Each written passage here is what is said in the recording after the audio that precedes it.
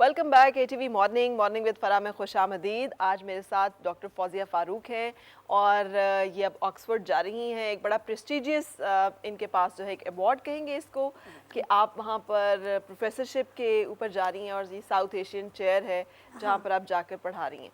सो ये एजाज़ पाकिस्तान को पहली दफ़ा मिला है कि हमारी एक खातून देन इतने सारे लोगों में से first time ever and that a lady. ये कैसा लगता है एक औरत होना और एक्सेल करना इस तरह से जैसे आपने एक्सेल किया? क्या ये चैलेंजिंग था या इसमें कुछ बेनिफिट्स भी थे?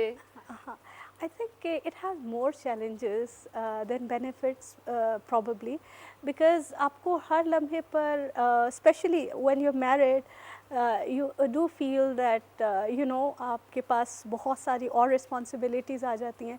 अगर आपने पेपर पूरे करने हैं और आपका बच्चा रो रहा है तो आपने करना क्या है, क्योंकि डेडलाइन भी मीट करनी है, बच्चा भी रो रहा है। सो मुझे लगता है कि ये सिर्फ मेरा मसला नहीं, ये हम सभी के मसले हैं कि अगर हमने कहीं किसी कॉन्फ्रेंस पर जाना है और वो हमें सिर्फ हम ही को टिकट दे रहे हैं तो बच्चे को लेकर जाना है नहीं जाना। सो मुझे लगता है कि जो वर्किंग वुमेन हैं they have an additional disadvantage in a sense कि हम मार्जिनलाइज्ड ऑफ द मार्जिनलाइज्ड हैं एक तरह से कि हमें ख़वातीन भी ओन नहीं करती। हाँ एग्जैक्टली ये तो बाहर जाके काम करने वाली औरतें हैं एग्जैक्टली और हमें मर्द जो है वो भी नहीं करते कि ये कहाँ से आ गई हैं यार, इन्हें घर बैठना चाहिए। एग्जैक्टली यही है। सो हम दोनों तरफ से डिसोन्ड लोग हैं, डिसोन्ड लोग हैं। और मेरी अम्मी उस पर एक बड़ा मज़ाहिया बात किया करती हैं कि चूँकि मैं एक मेडिवल हिस्ट्री की पढ़ाती हूँ, रिसर्चर हूँ, तो जो ह्यूमन जो मेडिवल करून वस्ता की तारीख़ है स्पेशली यूरोप की, तो उसमें जो सोचने वाली औरतें होती थी उनको जादूगरनी कह के जला देते थे, विचेस थी ना। तो शुक्र है मैं आजकल अक्सर सोचती हूँ शुक्र है मैं उस दौर में नहीं थी, मुझे तो डेफिनेटली जला यही बात मेरी अम्मी मुझे भी कहती हैं कि शुक्र करो कि तुम इस ज़माने में हो, बिकॉज़ सोचने वाली औरत के लिए अब जितना टाइम कंड्यूसिव है, स्पेस है, इंसानी तारीख में कभी भी नहीं थी। और जो खातून जैसे वुमन जो ज़रा जवान रहती थी लंबे अरसे तक, उसको भी विच कंसिडर करके जला देते थे कि ये बूढ़ी क्यों नहीं हो रही, ये बूढ़ी क्यों नहीं हो रही। जो आजकल जैसे हमें अक्सर लोग कह रहे थे ना कि आप बूढ़ी नहीं, मैं नहीं हो रहे हैं, बस डंडा नहीं पकड़ा हुआ अभी, और ये नहीं कहते कि हाँ बेटा क्या हाल है तुम्हारा, बाकी बूढ़े हो रहे हैं। वैसे बिल्कुल शुक्र है कि हम उस दौर में नहीं, बाकी विच कह के हम लोग तो कब के ही फारिग हो चुके होते। I somehow love the medieval जो भी वो है उसमें टाइम पीरियड, उसके अपने कुछ बेनिफिट्स भी थे और कुछ के उसके वो भी थे। आपने अपनी मर्जी से सिलेक्ट किया था, ये आपका अपना इंटरेस्ट था या ये आपको किसी ने गाइड किया था? दोनों चीज़ें हुई थी। असल में मैं जब कॉलेज में ड्रामास लिख रही थी तो कुछ ड्रामा कॉम्पिटिशन्स ऐसे आए कि जिसके अंदर उन्होंने कहा कि आपने अकबर बादशाह के ज़माने की लिखनी है चीज़ें, और उसमें ये था कि जब मैं ड्रामा राइटिंग मैंने स्टार्ट की तो मुझे ये सारे जो ड्रामा पाकिस्तानी राइटर्स हैं उनके ड्रामास की कंपाइलेशन है, अशफाक अहमद की भी है, मुमताज़ मुफ्ती की भी थी, इम्तियाज़ अली ताज की, सारी मुझे बैठ के पढ़नी पड़ी। सो फिर ज़ाहिर है कि समझ आया कि लिखते कैसे हैं। सो उनके में मैंने देखा काम में कि तारीख़ी रेफरेंस हवाले बहुत ज़्यादा थे। जब मैं अपने भी ड्रामा लिखना शुरू हुई तो उसके लिए मुझे हिस्ट्री बहुत पढ़नी पड़ती थी, और हालांकि साइकोलॉजी मेरा फेवरेट सब्जेक्ट था और मैं सोचती थी कि मुझे साइकोलॉजी में ही एडमिशन मिल जाए कायद आज़म यूनिवर्सिटी में, लेकिन इत्तेफाक से वो जो मेरिट था साइकोलॉजी का वो हाई था, तो उधर एक तरीका होता है, फ़र्स्ट लिस्ट लगती है, सेकंड लिस्ट लगती है, तो फ़र्स्ट लिस्ट में मेरा साइकोलॉजी में नाम नहीं आया, हिस्ट्री में आ गया। अच्छा, हिस्ट्री के जो असातिज़ा थे हमारे वो ना एक तरह से हेड हंटिंग करते हैं कि अगर आपके ना उनको लगे कि कोई स्टूडेंट ब्रिलियंट है तो वो हर तरीके से जाकर तो कन्विंस करते हैं कि आप हमारे पास पढ़ें, और इस तरह ना कायद आज़म यूनिवर्सिटी में ये एक बड़ा फ़ायदा है। तो उन्होंने मेरी अम्मी साथ आई थी, मेरी अम्मी और मुझे ना कन्विंस किया कि आपने इस बच्ची को यहीं पढ़ाना है। अच्छा, तो हुआ भी यही कि सेकंड लिस्ट में मेरा साइकोलॉजी में नाम आ गया था, लेकिन बाय दैट टाइम मैंने जब तारीख़ पढ़ना शुरू की डिपार्टमेंट में, तो मुझे पता लगा कि जो हम स्कूल और कॉलेजेस में तारीख़ पढ़ते हैं, ये तो ऐसी तारीख़ नहीं पढ़ाते, ये तो बड़ी कोई मॉडर्न तरीके की तारीख़ पढ़ाते हैं, क्योंकि वहाँ पर जो असातिज़ा हैं वो बड़े रेवोल्यूशनरी किस्म के हैं और बड़ी अलग तरीके की तारीख़ पढ़ाते हैं। सो मेरा 2 हफ्तों में इतना दिल लगा उस डिपार्टमेंट में कि उसके बाद से अब तक मैं वहीं पढ़ा रही हूँ। अच्छा। मैं कभी गई ही नहीं वहाँ आप से। देखें कि एक अच्छे उस्ताद का रोल कितना अहम है, बिल्कुल कि वो ऐसा ही किस है। तरह से आपकी इसीलिए रूहानी बाप कहते हैं कि वो Exactly. आपकी जर्नी लाइफ की जो है चेंज कर देता उसको है। चेंज कर देता चेंज कर देता सो आपके ख्याल में क्या पेरेंट्स को क्या देखना चाहिए व्हाइल पुटिंग देम, अपने बच्चों को किसी एक शख्स के या खातून के हवाले करते हुए बतौर उस्ताद? उस्ताद को मुझे लगता है कि माँ बाप को शुरू से ही जैसे मैं चाइल्ड प्रोटेक्शन का जो इशू है उसके ऊपर बहुत एक्टिवली मैंने जो है ना काम भी किया है, और अभी मेरा जो ड्रामा था बचपन नगर का किस्सा वो चाइल्ड प्रोटेक्शन के ऊपर ही था, क्योंकि आपका जो सवाल है एक तरह से उससे रिलेट करता हुआ महसूस कर रहा है मुझे। तो उसमें जब मैंने ये रिसर्च शुरू की थी तो मुझे ये अंदाज़ा हुआ कि जो चाइल्ड प्रोटेक्शन का या चाइल्ड अब्यूज़ या इवन जो यंगर एडल्ट्स होते हैं उनके अब्यूज़ का जो इशू है वो सिर्फ उस यंग एडल्ट और उस बच्चे तक महदूद नहीं है। असल में तो पेरेंट्स की ट्रेनिंग ज़रूरी है कि उनको ये समझाना है कि आप क्या क्या हो सकता है और आपने उसको रिस्पॉन्ड कैसे करना है। सो पहली चीज़ जो सिखाई जानी चाहिए वालिदैन की तरफ से बच्चे को वो है इनकार करना। तो when I was going to Quaid Azam university तो अब्बू ने बिठा के मुझे ये कहा था कि बेटा इनकार करना सीख लो। तो उसने बहुत फ़ायदा दिया, और अभी जो मेरा ये जो प्ले है पूरा चाइल्ड प्रोटेक्शन पे, उसकी पूरी थीम यही है कि बच्चे अपने आप को या यंगर एडल्ट्स अपने आप को डिफरेंट सिचुएशंस में बचा कैसे सकते हैं, इनकार करके।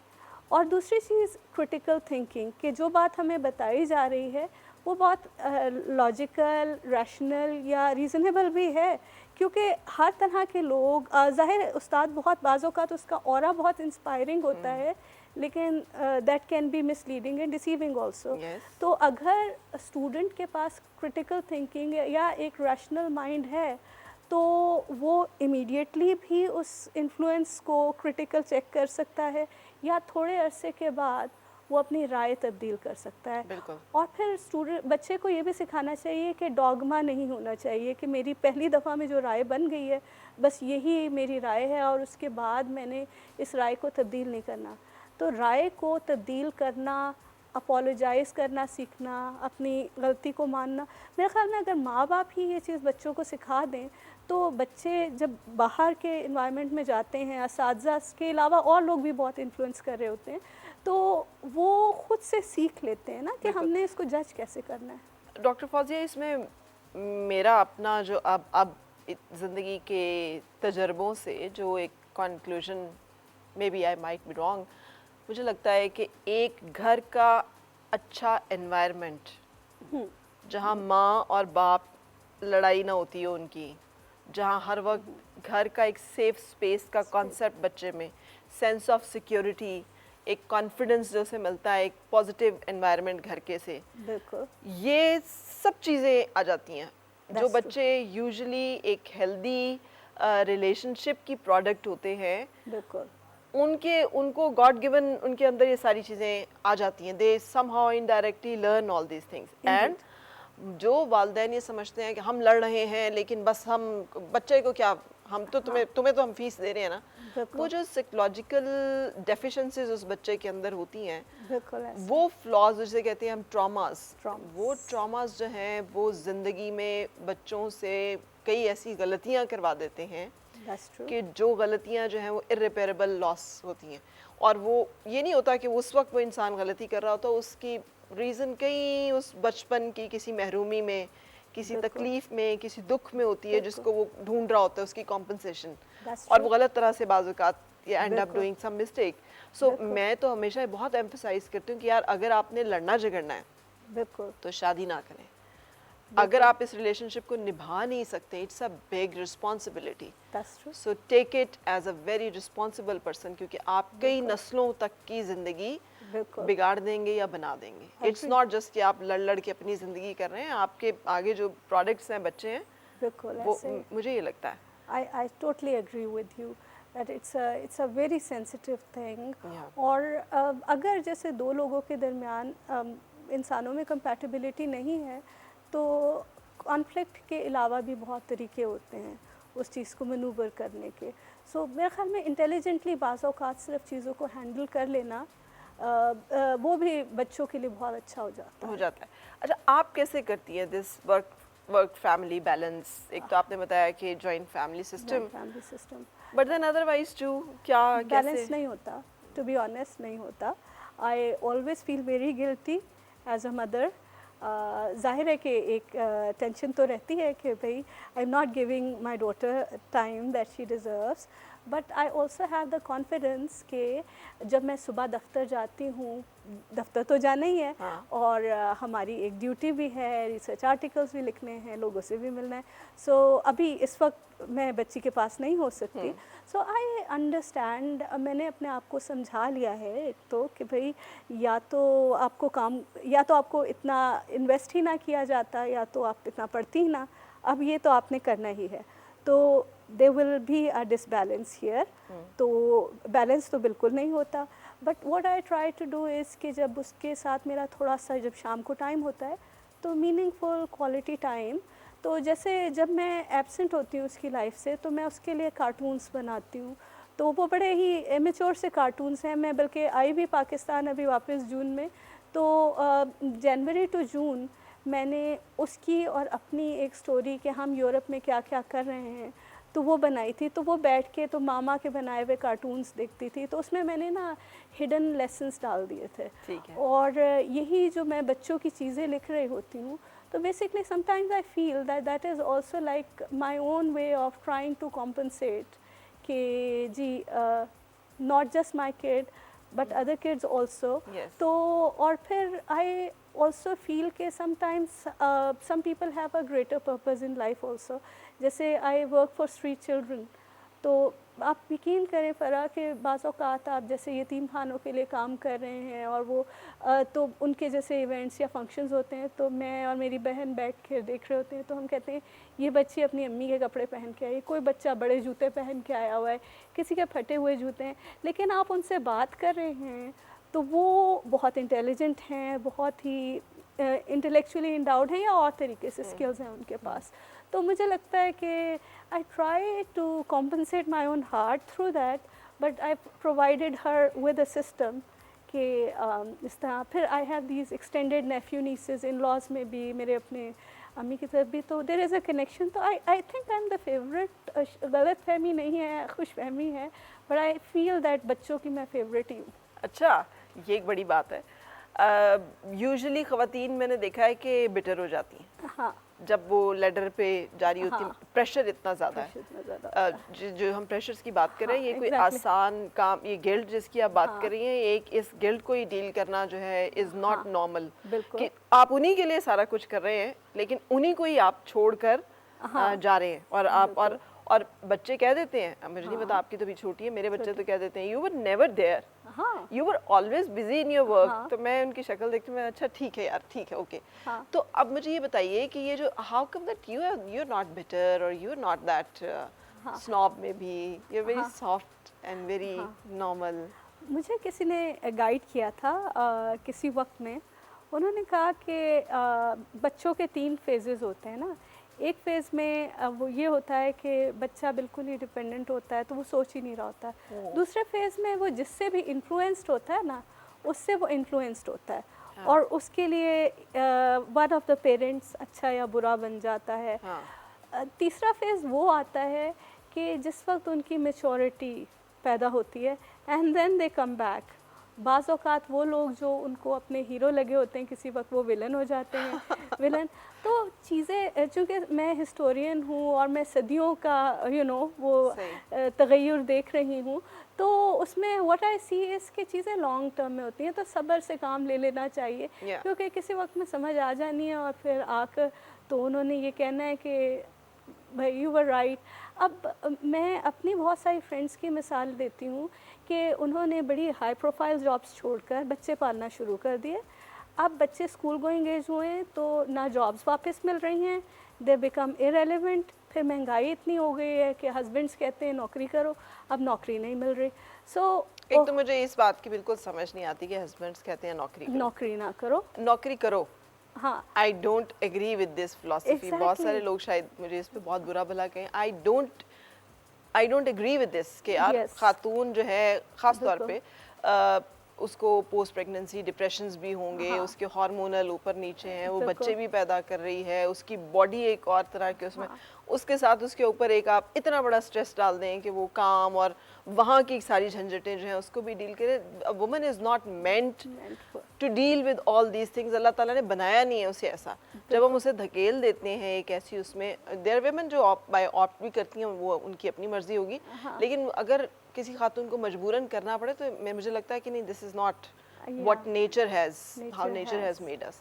Do you बिल्कुल। agree or you disagree? Actually that's actually complicated. अगर तो प्रोवाइडर्स मौजूद हैं जी। घर में, तो एक आसान ज़िंदगी से कौन किसी को कोई मसला नहीं। हाँ। मगर आजकल जैसे आप कहेंगी कि मैं देखती हूँ कि हमारे अपने इर्द गिर्द बहुत सारे ऐसे लोग हैं जो फाइनेंशियली अपने आप को नहीं सस्टेन कर पा रहे, मर्द, बीमारियां हो रही हैं, ये हो रहा है, वो हो रहा है। जी। सो बीवियां अगर पढ़ी लिखी हैं, हाथ बटा लें तो कोई हर्ज नहीं था। कोई हर्ज नहीं। तो बट वो एक यस, अलग सिचुएशन वो है। एक अलग सिचुएशन है। बट आई डोंट नो, अब आपका क्या ख्याल? देयर आर women There जिनको are. ज़रूरत नहीं है, हाँ। और वो फिर आती हैं फील्ड्स में, और वो उन वर्किंग women के लिए भी बहुत सारे प्रॉब्लम्स क्रिएट करती हैं जो बाकायदा हार्डकोर प्रोफेशनल्स हैं, and they really mean work only.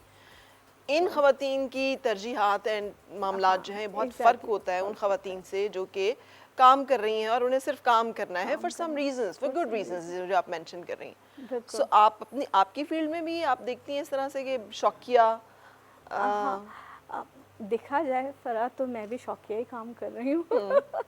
सो तो शौकिया काम किसे कहते हैं? यही मैं पूछना चाह रही थी, क्योंकि मुझे तो अपने काम का बहुत शौक है। मुझे लगता है कि the women who work and then they invest all the money, हमने ये बैग ले लिया, हमने ये हाँ, मोबाइल ले लिया, अब हमने ये ड्रेस ले लिया, अब हमने ये हाँ। जूता ले लिया, अब हम इंस्टाग्राम पे रील्स डाल रहे हैं, अब हमने यहाँ खाना खा हाँ। लिया है। और शौहर जो है बेचारे, या अगर घर वाले हाँ। फैमिली वाले हैं, तो उनको उनके उस काम का कोई फ़ायदा नहीं फायदा नहीं है। बच्चे भी सफ़र कर रहे हैं, घर भी है, और नहीं भी सफ़र कर रहे हैं तो इवन देन उनकी एक ऐसा अपनी एक्टिविटी है, and that is just, I don't agree with that.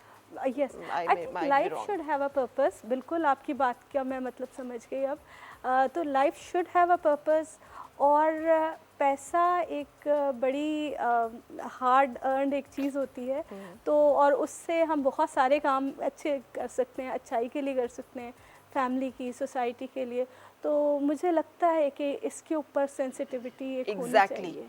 कि अगर इतने हमारे लोग हैं जो इंस्टाग्राम पे ऐसी रील्स पोस्ट कर सकते हैं कि लाखों के बैग्स हाँ। एंड हजारों के जूते, हाँ। तो देन यार आप ये बताइए कि कितनी चैरिटीज को आप सपोर्ट कर रहे हैं, एग्जैक्टली, कितने ऐसे बच्चे हैं जिनको आपने स्पॉन्सर किया हुआ है। एग्जैक्टली। अब बताइए ना, फिर if you have that means and resources कि आप इतने चीज़ें जो है वो कर रहे हैं, मुझे ये लगता है कि it is not responsible attitude. अगर आपके पास बिल्कुल है कोई ऐसे ही। चीज़, होती है सबके पास बिल्कुल। ज़रूरत के लिए, तो उसको फ्लॉन्ट करने की ज़रूरत नहीं है इस तरह से कि बिल्कुल। माशरे में उसकी वजह से बिगाड़ पैदा होना शुरू हो जाए। हाँ, भले वो सेलिब्रिटीज़ हैं या भले वो उनको देखकर वाना बी बिल्कुल। सेलिब्रिटीज़ हैं, बिल्कुल। जो सब सोशल मीडियाज़ पे हैं कि हाँ। हम किसी से कम नहीं। हाँ, ये आप बहुत अच्छे एक फिनोमेना की तरफ पॉइंट आउट कर रही हैं, जो कि रिलेटिव पॉवर्टी का एक फिनोमेना जिसको कहते हैं कि इससे वाकई ऐसा होता है कि जब लोग देखते हैं लोगों की आर्टिफिशियल लाइफ, जी। ये मीनिंगफुल इन्वेस्टमेंट, वो मीनिंगलेस इन्वेस्टमेंट्स इन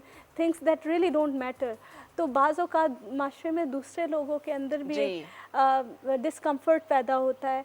तो आई थिंक कि आप yes, गलत रोल गलत मॉडलिंग कर है। रहे हैं। वो गलत रोल मॉडल्स हैं और आप बिल्कुल ये it's a very good point that you have हाँ, रेज्ड। अब आप जो करिए, अच्छा आप, हमारे यहाँ होता है यूजुअली कि जो खातून पढ़ने लिखने की तरफ दिलचस्पी रखती है वो कहती है डॉक्टर बन जाओ या हाँ इंजीनियर बन जाओ, बट एक पीएचडी करना and that too in history, ये ज़रा लाइन थोड़ी सी ऑफ ऑफ ट्रैक है। थी। हाँ? वो असल में उसके ऊपर मेरा और मेरे अबू का एक थोड़ा सा कॉन्फ्लिक्ट भी हुआ था, क्योंकि अबू का ख्याल था कि मुझे डॉक्टर बनना चाहिए।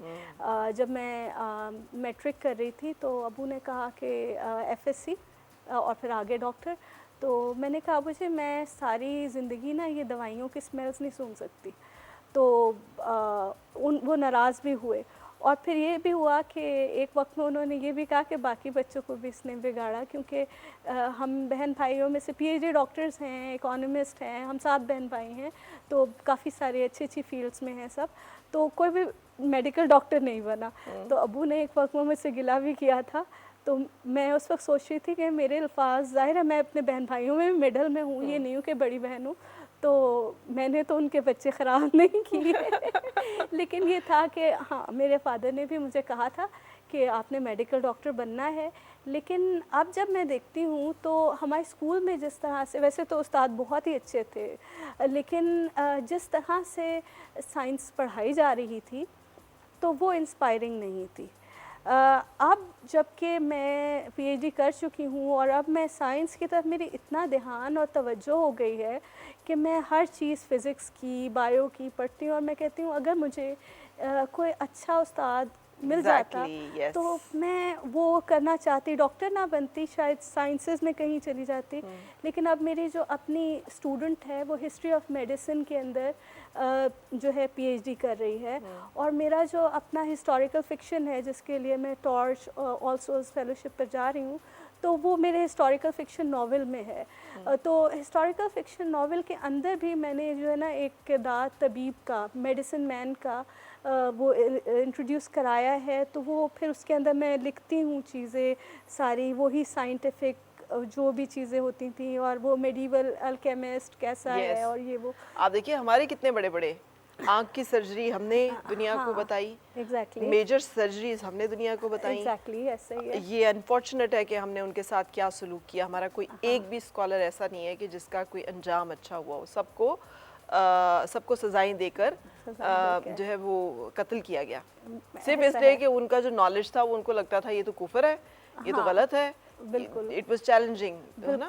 ये अनफॉर्चुनेट हिस्ट्री हमारी। आप हिस्टोरियन हैं, आप इसको सेकंड कर दीजिए। लोग कहेंगे ये गलत कह रही है। नहीं, इनमें से बहुत सारों के साथ ऐसा हुआ है, क्योंकि उनके जो व्यूज़ थे वो अनकन्वेंशनल थे, अपने वक्त से आगे थे। तो वो माशरे के लोगों को लग रहा था कि वो माशरे के जो अक़दार हैं उनको चैलेंज कर रहे हैं। अगर आप सोचिए कि जिस ज़माने में सर्जरी परमिटेड नहीं होगी, अगर किसी ने आँख का स्ट्रक्चर देखना है और वो सर्जरी कर रहा है, तो किसी को लगेगा कि ये कोई जादू करने के लिए कोई ऑर्गन निकाल रहा है, तो उस बंदे को तो जादूगर समझकर साइड पे कर दिया। और ये सिर्फ मुसलमान नहीं कर रहे थे, ठीक, ये पूरी दुनिया में इसी किस्म की चीज़ें थी। जैसे और इसमें ना रेस, रिलीजन या रीजन नहीं है, ये सब के साथ ऐसा हो रहा था। और ये जो होते हैं ना अलग तरीके से सोचने वाले लोग, ये किसी मुआज़े से ही बचते हैं जी तो वो मुआज़ात बाज़ रीजन्स में हो गए क्योंकि उनके ख़ास पॉलिटिकल स्ट्रक्चर्स थे। बाज़, जैसे आपको पता है कि एंशिएंट ग्रीस में फ़िलासफ़ी जो है वो थ्राइव की, लेकिन उसकी वजह ये थी कि उधर बादशाह इतने ख़तरनाक नहीं थे कि लोगों को सज़ाएं दे दें। क्यों नहीं थे जी? उस वक्त उधर ताजिर जो थे वो ज़्यादा पावर में थे। तो होता ये है कि पॉलिटिकल स्ट्रक्चर, टोपोग्राफी, बहुत सारे एलिमेंट्स होते हैं जो इन्फ्लुएंस करते हैं। बिल्कुल सही। हम कंटिन्यू करते हैं, लेकिन उससे पहले एक ब्रेक के लिए रुकना है। ब्रेक के बाद फिर आपसे मुलाकात। और मिलके गुनगुनाए हैं गुमशुदा जो खुशियाँ, सारी वो ढूंढ लाए, आओ फिर से मुस्कुराए। Morning with Farah.